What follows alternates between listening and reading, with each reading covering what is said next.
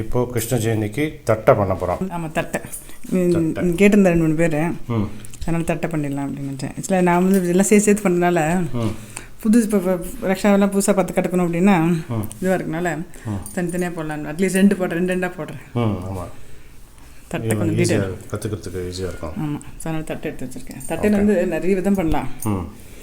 போன வருஷம் பண்ணும்போது வேர்க்கடலையே இந்த தேங்காயை அரைச்சி போட்டேன். டிஃப்ரெண்டாக பண்ணலாம். சிம்பிளான தட்டை இது, பேசிக் இது. ஓகே. பச்சரிசி நல்லா ஊற ஒரு 1 மணி அரை மணி நேரம் ஊற வச்சுட்டு நல்லா ஆற்றுல நைட்லேயே உணர்த்திடணும்.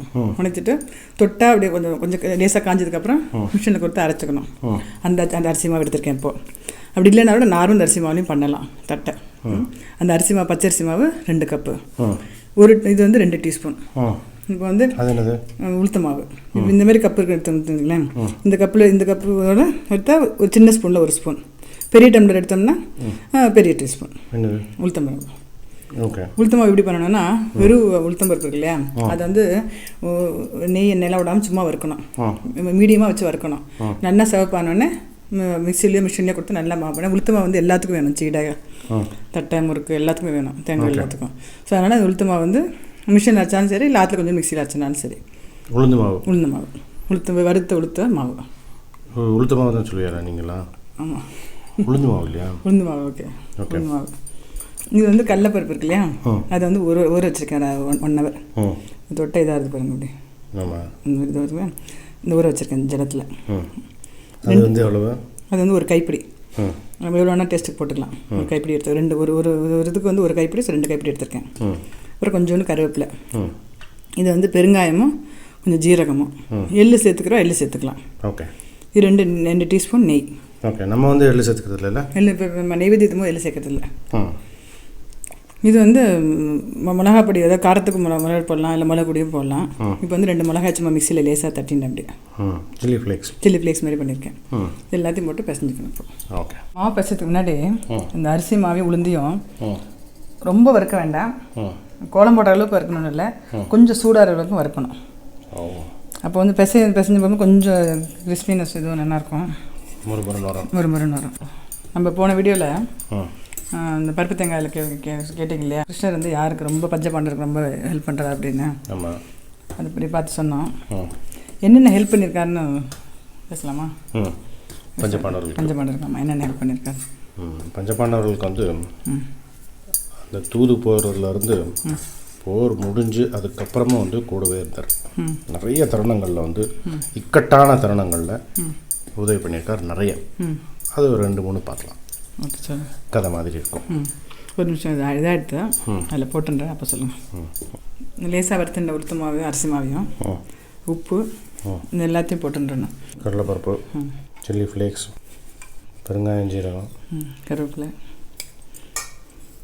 வெங்காயம் வேணுங்கிறோம் எள்ளு போட்டுக்கலாம். இது வந்து பேசிக் ட்ரெடிஷ்னல் தட்டை இது. அப்படியா? ஆமாம். இதெல்லாம் பார்த்தீங்கன்னா பொட்டுக்கடலை, வேர்க்கடலை சேர்க்குறது, அப்புறம் வந்து நிறைய விதமாக பண்ணலாம். நிப்பட்டுன்னு அதுமாதிரி பண்ணலாம். இது வந்து பேசிக். இது பாரம்பரிய முறையில் தட்டை செய்வது எப்படி? நீங்கள் வேறு தானே ட்ரெடிஷ்னல் தட்டைனா? கரெக்டு, பாரம்பரிய தட்டை. ஆமாம். 1 டீஸ்பூனுக்கு ஒரு டம்ளர் அரிசி மாவுக்கு 1 டீஸ்பூன் நெய் எடுத்துட்டுருக்கேன். வெண்ணெயோட நெய் நல்லா வாசனையாக இருக்கும். அப்படி வேண்டாம் அப்படின்னா நம்ம எண்ணெய் வச்சுருப்போம் இல்லையா தட்டுறதுக்கு, அதை வந்து கொஞ்சம் வச்சுக்கலாம். அதை கொஞ்சம் விட்டுக்கலாம் சூடாக. பஜ்ஜிக்கெலாம் விடுவோம் அதுமாதிரி, கொஞ்சம் கிறிஸ்பியாக இருக்கிறதுக்காக. ஓகே. ஆமாம், இது வந்து நிஜமாகவே ட்ரெடிஷ்னல் தட்டை. அது இப்போல்லாம் என்னென்னமோ போட்டு விதமாக பண்ணுறேன். நெய் இந்த மாதிரி எந்த முறுக்கு தேங்காய் எல்லாத்துக்கும் மாவு செய்யும்போது நெய் கலந்து வெண்ணெய் கலந்துக்கப்புறம் இப்படி பிடிச்சி பார்க்கணும். இப்படி இதை பிடிச்சா பிடிக்கணும், விட்டா விடணும். நம்ம அது மாதிரி இருந்ததுன்னா போகிறோம், நெய் வெண்ணெய் போகிறோன்னு அர்த்தம். புட்டு போதும். ஆமாம். எப்படி? சூப்பர். ஜலத்தை தெளிச்சு பிசைஞ்சிக்கிறேன். நீங்கள் சொல்லுங்கள். இந்த இது சொல்லவா? பஞ்சவர்களுக்கு வந்து நிறைய விதத்தில் கிருஷ்ணர் வந்து பக்கபலமாக இருந்திருக்கார். இக்கட்டான தருணங்கள் எல்லாம். போர் சமயத்தில் பகலை இருட்டாக்குறது, இருட்டை பகலாக்குறது, திரையோதசி அமாவாசை ஆக்கிறது, இந்த மாதிரி என்னென்னவோ பண்ணியிருக்காரு. மாயம்லாம் பண்ணியிருக்காரு நிறைய. அதான் மாயக்கண்ணன் அதான் சொல்கிறது. அதில் ஒரு சமயம் என்னாச்சு அப்படின்னா, ஹஸ்தினாபுரம் அரண்மனையில் திரௌபதிக்கு அவமானம் நடக்கிறது. துரியோதனன் வந்து அவளை வந்து தொடையை காமிச்சு தொடையை தட்டி இங்கே வந்து உட்காரு அப்படிங்கிறான் திரௌபதியை. அப்போ ஒரு சபதம் எடுக்கிறான், இதே தொடைய பீமனோட கதாயுதத்தில் பிளக்க வைக்கிறேன் அப்படின்னு சொல்லுவான் கோபத்தில். பீமனும் அதை ஒத்துன்றான், கண்டிப்பாக இந்த போரில் என்னோட இந்த தொடையை கிழிக்கிறது என்னோட கதாயுதம் அப்படின்னு சொல்லிடுவான். சொன்னதுக்கப்புறம் கிருஷ்ணன்ட்ட போகிறான். அவனுக்கு அது வந்து தப்புன்னு தெரிஞ்சிடுது. ஏன்னா கதாயுதத்தில் வந்து ஒரு ரூல்ஸ் இருக்குது, இடுப்புக்கு கீழே அடிக்கப்படும்.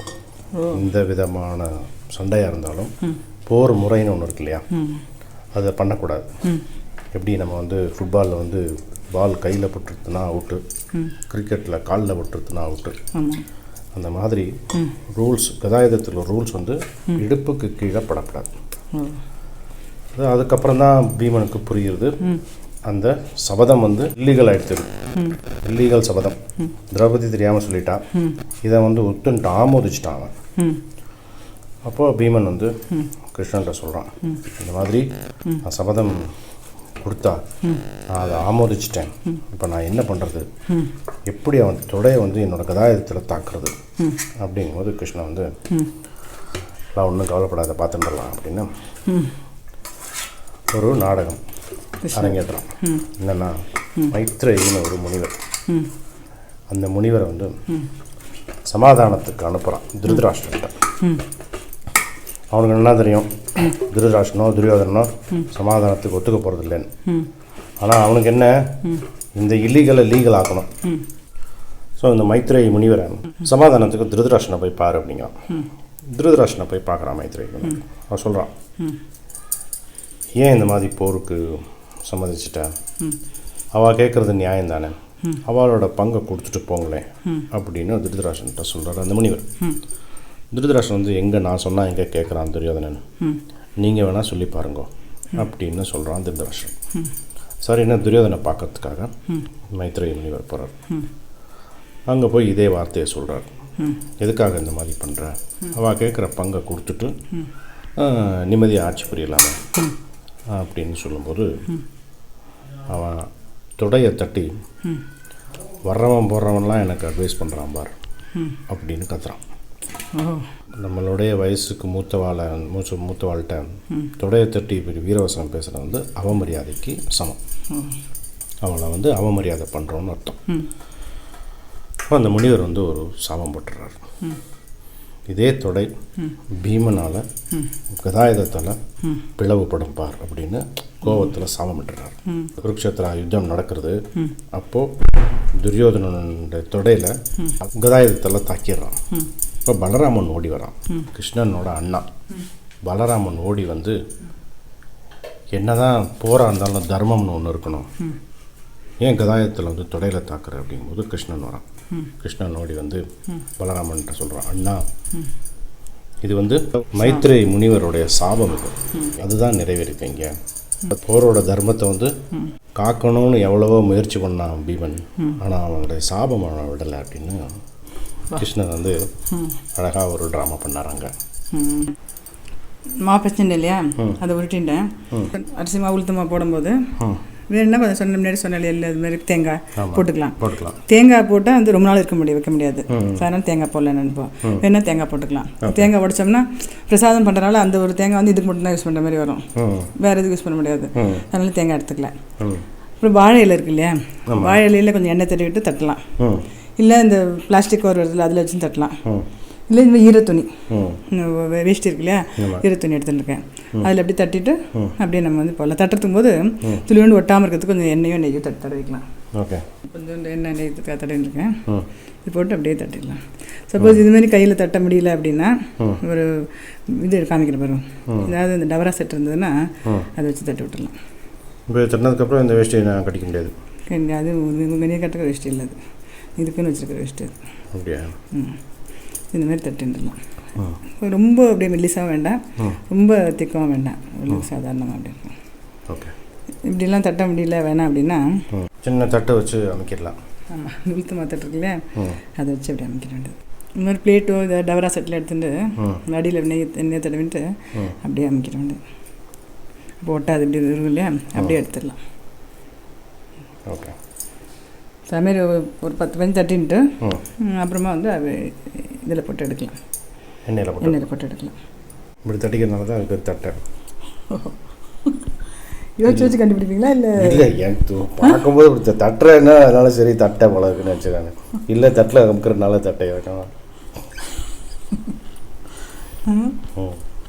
கடுக்கு முடுக்குன்னு இருக்கணும், அவ்வளோதான். ஆமாம், இது பண்ணும்போது எப்படி இருக்குது எப்படி இருக்கு இல்லையா? ஸோ அதனால் என்ன பண்ணலாம், இந்த மாதிரி பிளேட்டில் வச்சுட்டு அமுக்கிட்டு அப்புறம் கொஞ்சம் இது பண்ணிக்கலாம்.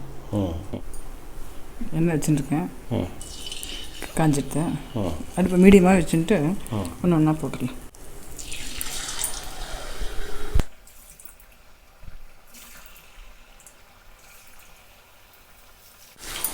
இது பண்ணும்போது உங்களை ஒன்று கேட்கலான்னு நினச்சேன். நீங்கள் சொன்னீங்களே தெரியாதசி வந்து அமாவாசை அது பண்ணுறது, அது என்ன ஸ்டோரி அது? அதுவும் ஒரு கதை இருக்குது. சொல்லுங்க கதை. அடுப்பு மீடியமாக வச்சுக்கிறேன். மாயக்கண்ணன் லீலைகளில் வந்து பகலை இருட்டாக்குவான், இருட்டை பகலாக்குவான், திரையோதசி அமாவாசை ஆக்கி எல்லாரையும் ஒரு குழப்பி தனக்கு சாதகமாக பண்ணிடுவார். அது எப்போ அப்படின்னா, துரியோதனனுக்கு வந்து இந்த குருக்ஷேத்திர போர் வந்து எந்த சமயத்தில் ஆரம்பிக்கணும் அப்படின்னு யோசிக்கிறான். அவனுக்கு தெரிஞ்ச ஜோசியக்காரெல்லாம் கூப்பிட்றான். ஊரில் இருக்க ஜோசியக்காரெல்லாம் இப்போ அவன் ஒரு தேதியை குறித்து ஒரு நாளை குறித்து அந்த போரில் தோத்துட்டான்னு வச்சுக்கோ, எப்படி இருந்தாலும் இவன் தான் தோக்க போகிறான். தோத்துட்டான்னு வச்சுக்கோ, ஜோசியக்காரன் தலை எடுத்துருவாங்க. அதனால ஜோசியக்காரன் என்ன செய்வான், ஜோசியத்திலேயே மிகப்பெரிய எக்ஸ்பர்ட், வேர்ல்டு லெவல் எக்ஸ்பர்ட் வந்து சகாதேவன், பஞ்சபாண்டரில் ஒருத்தன் சகாதேவன். சகாதேவன் வந்து பெரிய அறிவாளி, ஜோசிய கலையில் வந்து பெரிய நிபுணர். ஆமாம், சகாதேவன்கிட்ட போய் கேளு, க்ளீனாக குறித்து கொடுத்துருவான் அப்படின்னு எல்லாரும் சொல்லி எஸ்கேப் ஆயிடுவானுங்க. அவன் நேராக சகாதேவன்கிட்ட வருவான். துரியோதனன் வந்து எவ்வளோ இது பாருங்க, அந்த காலத்தில் நியாய தர்மமாக இருந்திருக்கா பாருங்க. ஆமாம், அது வந்து தொழில் தர்மம்னு ஒன்று இருக்குது. அது இன்னும் சில நம்ம சொல்லக்கூடாது, இன்னும் இந்த டாக்டர் ஃபீல்டெல்லாம் இன்னும் இருக்குது. நிறைய பேர் டாக்டர் நம்ம பார்ப்போம், பிடிச்சவன் பிடிக்காதவன், ஏழை பணக்காரன்னு பார்க்காத டாக்டர்ஸ் எத்தனையோ பேர் இருக்கான். அது மாதிரி அந்த காலத்தில் தொழில் தர்மம் வந்து ஜோசியத்தில் வந்து அவன் பகையாளி, அவன் தான் வந்து எதிர்த்தாப்புல இன்னும் போர் பண்ண போகிறான் அப்படின்னு தெரிஞ்சு சகாதேவன் நாள் பார்த்து ஒன்று சொல்கிறான் துரியோதன்கிட்ட, அமாவாசை உச்சி வெயிலில் உன்னோட பட்டத்து யானையை 2 அடி முன்னால் எடுத்து வைக்க சொல்லு, இந்த போரில் உன்னைய ஜெயிக்க யாராலும் முடியாது அப்போடான்றான். நாள் குறித்து சொல்லிவிடான். அப்போ பக்கத்தில் கிருஷ்ணன், யுதிஷ்டன், பீமன் எல்லாம் நிற்பான். இவன் சந்தோஷமாக கிளம்பி போவான். துரியோதனன் பீமனுக்கு கோபம் வரும். ஏண்டா அண்ணன் ஒரு பக்கம் பார்த்தா சூதாடி குடும்பத்தை அழிச்சான், நீ ஜோசியம் பார்த்து குடும்பத்தை அழிக்கிற, மாற்றி மாற்றி அண்ணனும் தம்பி ஏன்டா அப்படி போட்டு வாட்டி வதைக்கிறீங்க அப்படின்பா. அப்போது சகாதேவன் சொல்லுவான், என்னோட தர்மத்தை பண்ணுறதுக்கு நான் ஏன் பயப்படணும், கிருஷ்ணன் இருக்கானே பக்கத்தில், நான் தர்மத்தை கடைப்பிடிக்கும்போது அதில் எனக்கு என்ன வந்தாலும் கிருஷ்ணன் பார்த்துப்பான், எனக்கு அதை பற்றி கவலை இல்லை, நான் நேர்மையாக இருந்தால் போகிறோம், மிச்சத்தை அவன் பார்த்துப்பான். அப்போது எல்லோரும் கேட்குறான், கிருஷ்ணா என்ன பண்ண போகிறேன்னு. கிருஷ்ணா எப்பயும் போல் சிரிச்சுன்னு பண்ணிவிடுவோம், அதுக்கும் ஒரு வழி பண்ணிவிடுவோம் அப்படிங்கிறார். துரியோதனன் நேராக அந்த ஊருக்கு போய் பட்டத்து யானை அப்படிங்கிறது என்னென்னா, போர் ஆரம்பிக்கிறதுக்கு முன்னால் பட்டத்து யானை தான் முன்னால் போகும். அது ஆரம்பித்ததுக்கப்புறம் தான் பின்னால் இருக்கிற படைகள்லாம் வரும். ஸோ பட்டத்து யானையை ரெடி பண்ணுவான், பாகனை ரெடி பண்ணுவான், 2 நாளைக்கு முன்னாலே சொல்லிவிடுவான். நாளானிக்கு அமாவாசை, உச்சி வெயிலில் கரெக்டாக 2 அடி எடுத்து வைக்கணும் யானை, நீ எங்கேயும் போயிடக்கூடாது, அதனால இங்கேயே உட்காருன்றான், யானை மேலே உட்காரான்றான். 2 நாள் நீ யானை மேலே இருக்கணும், வேறு எங்கேயும் போகக்கூடாது. ஏன்னா அமாவாசை அன்றைக்கி அந்த பாகன் இல்லைன்னு வச்சுக்கோ, எல்லாம் காரியம் கெட்டு போகும், உட்காரான்றான். என் பட்டத்து யானை மேலே பாகன் உட்காந்துருவான். அவன் எங்கேயும் போகாமல் பார்த்துக்கடான்னு ஒருத்தனை அப்பாயின் பண்ணிடுவான். அவன் அந்த யானையை விட்டு இறங்கக்கூடாது அப்படின்னு சொல்லிட்டு போயிடுவான். அந்த யானை பாகன் அங்கேயே உட்காந்துப்பான். அப்போ சொல்லிட்டு வர்ற வழியில் யமுனை ஆற்றுல கிருஷ்ணன் உட்காந்துருப்பான். கிருஷ்ணன் வந்து பக்கத்தில் தர்பை கிருபெல்லாம் வச்சுட்டு தர்ப்பணம் பண்ணுற மாதிரி ஸ்டைலில் உட்காந்துருப்பான் ஜஸ்ட்டு. சும்மா இவன் பார்ப்பான், இவன் நாளானிக்கு தான் அமாவாசை, இந்த அமாவாசை என்னைக்குன்னு பீஷ்மர்கிட்டே கேட்டிருக்கான். பீஷ்மர் நாளானிக்கு தாண்டா அமாவாசைன்னு சொல்லியிருப்பான். இவன் வந்து கிருஷ்ணன் வந்து இன்றைக்கி அமாவாசை தர்ப்பணம் பண்ணிட்டுருக்கானு கிருஷ்ணன்ட்ட வருவான். கிருஷ்ணா என்னடா பண்ணுற இங்கே உட்காந்துன்னும் போது என்ன தர்ப்பணம் பண்ணிட்டு இருக்காரு. அவன் அமாவாசை இல்லையா அன்றைக்கி அப்படின்வான். இவன் அடிச்சு பிடிச்சி ஓடுவான் நேராக பீஷ்மர்ட்ட. இந்த கிழமை வந்து எப்போவுமே பஞ்சபாண்டவர்களுக்கு தான் சப்போர்ட் பண்ணுவான். ஏதோ ஒரு அவசரத்தில் நாள் மாற்றி குடிச்சிட்டான் எனக்கு அப்படின்னு சொல்லிட்டு நேராக பாகன்கிட்ட போவான். பாகன் உட்காந்துருப்பான் யானை மேலே உட்காந்துட்டு கரெக்டாக உச்சி வெயில் 12 மணி கரெக்டாக வெயில். 2 அடி எடுத்து விடான்றான். 2 அடி எடுத்துவான். பீஷ்மர் அப்போ வந்துடுவார். பீஷ்மர் வந்து என்னடா பண்ணுறாரு, இல்லை 2 அடி எடுத்து வச்சுட்டேன், இன்றைக்கி அமாவாசை. அதுவா முட்டாளே, இன்றைக்கி அமாவாசை இல்லை, நாளானிக்கு தானே அமாவாசை. உன அமாவாசைன்னு யாரா சொன்னது? அவன் அமாவாசை தர்ப்பணம் பண்ணிட்டு இருக்கான் கிருஷ்ணா, அதை பார்த்துட்டு தான் வந்தேன். அவன் ஏன்டா அமாவாசை தர்ப்பணம் பண்ணுறான்? அவன் தான் அப்பா தான்டா குத்துக்கள் மாதிரி இருக்கானேடா அம்மா. இப்போ ஏன்னா அவன் வசுதேவர் தான் இருக்கானடா குத்துக்கள் மாதிரி இருக்கான், அவன் ஏன்டா அமாவாசை தர்ப்பணம் பண்ணுறான்னு சொல்லிட்டு அப்போ சொல்லுவா பீஷ்மர். ஆத்திரக்காரனுக்கு புத்தி மட்டுங்கிறதுக்கு நீ சரியான உதாரணம்.